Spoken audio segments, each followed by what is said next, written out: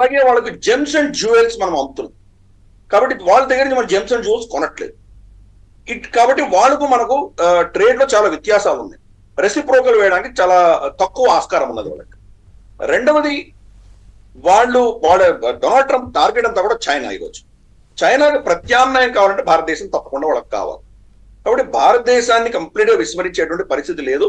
కానీ భారతదేశాన్ని మాత్రం సింగిల్ అవుట్ చేస్తే అని మిగతా దేశాలతో ఇబ్బంది వస్తుంది. కాబట్టి మీరు అనేది ఏంటంటే, ఎవరైతే ఏ దేశాలైతే ప్రత్యర్థి దేశాలుగా ఉన్నాయో, చైనా కావచ్చు, లేకపోతే యూరోపియన్ యూనియన్ కావచ్చు, పక్కనున్న మెక్సికో కావచ్చు, ఇలాంటి కొన్ని దేశాలు డెఫినెట్గా అమెరికాకి ప్రత్యర్థి దేశాలుగా ఉన్నాయి for various reasons. Okay, so ప్రత్యర్థి దేశాలని టార్గెట్ చేయడం కోసం మిగతా దేశాలన్నింటినీ కలిపి ఒక గేమ్ ఆడుతున్నాడు అనుకోవాలా?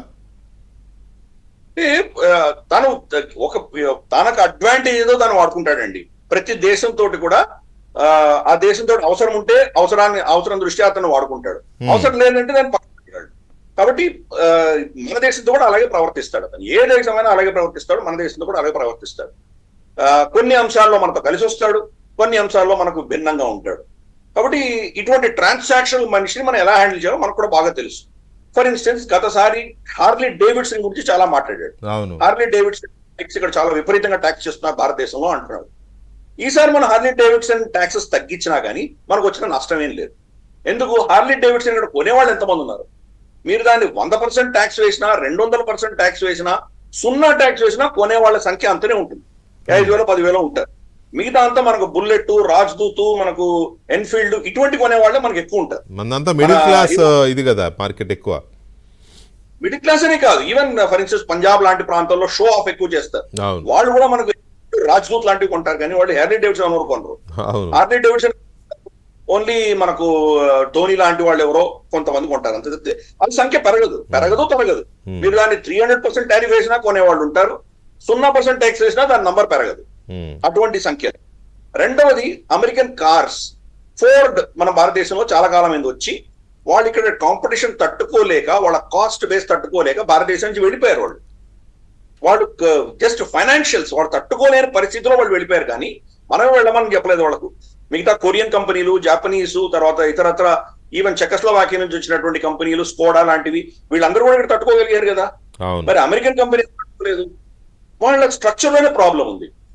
మనకు గత డెమోక్రాట్ ప్రభుత్వాలు ఏం చేసినాయంటే, మనకు ఆల్మోస్ట్ బిల్ క్లింటన్ సమయం నుంచి చూస్తే కనుక మనం క్రమేపీ వాళ్ళ దేశంలో మ్యానుఫ్యాక్చర్ని చంపేసుకున్నారు. వాళ్ళు మ్యానుఫ్యాక్చర్ని చంపేసుకొని అంతా చైనాకి షిఫ్ట్ చేశారు. చైనాకి షిఫ్ట్ చేయడంతో అక్కడ ఓన్లీ టెక్నాలజీ కంపెనీలు, బ్యాంకింగ్ ఇటువంటివి మాత్రమే ఉంచుకున్నారు వాళ్ళ దగ్గర. మనకు ఈస్ట్ కోస్ట్, వెస్ట్ కోస్ట్ చూసామంటే ఇక్కడ డెమోక్రాట్స్ పంపించేశారు. ఈ రోజు చైనా దగ్గర నుంచి వాళ్ళకి టాయిలెట్ పేపర్ రాలేదంటే వాళ్ళు వాష్రూమ్స్ వాళ్ళకు చాలా ఇబ్బంది అయిపోతుంది. అమెరికా పరిస్థితి అదే పని చేశారు. అదే పనిగా వాళ్ళు మొత్తం మ్యానుఫ్యాక్చరింగ్ మార్చేశారు. అందుకని మీరు అమెరికాకి వెళ్ళారంటే స్వచ్ఛమైన ఆకాశాలు ఉంటాయి, క్లీన్ గ్రీన్ బ్లూ స్కైస్ ఉంటాయి, ఎక్కడ కూడా పొల్యూషన్ ఉండదు. ఎందుకు? ఈ పొల్యూషన్ అంతా కూడాను ఇటువంటి third world countries, China, Vietnam, Philippines, తర్వాత ఇటువంటి దేశాలకు కూడా ట్రాన్స్ఫర్ చేసేసారు. ట్రాన్స్ఫర్ చేసి వాళ్ళ దగ్గర ఉంటున్నారు. అంటే ఇక్కడ ఈ దేశాల్లో ఉన్న పొల్యూషన్ అంతా అమెరికా కోసం పొల్యూట్ అవుతున్నాయి. ఇవన్నీ కూడా అది అర్థం చేసుకోవాలి. ఈ రోజు చైనా యొక్క అస్తిత్వం, వాళ్ళ ఉనికి అంతా కూడా అమెరికాకు అమ్ముతున్నారు కాబట్టి వాళ్ళకు ఉన్నది.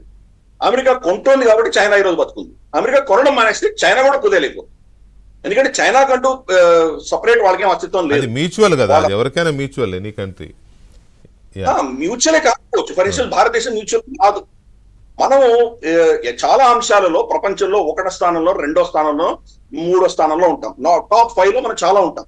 For instance food grains production, vegetables, మనకు ఫ్రూట్స్, తర్వాత ఇతరత్ర మనకు కాటన్, పత్తి, ఇటువంటి ఎన్నో అంశాల్లో మనం ప్రపంచంలో టాప్ 3-4 నంబర్లో ఉంటాం.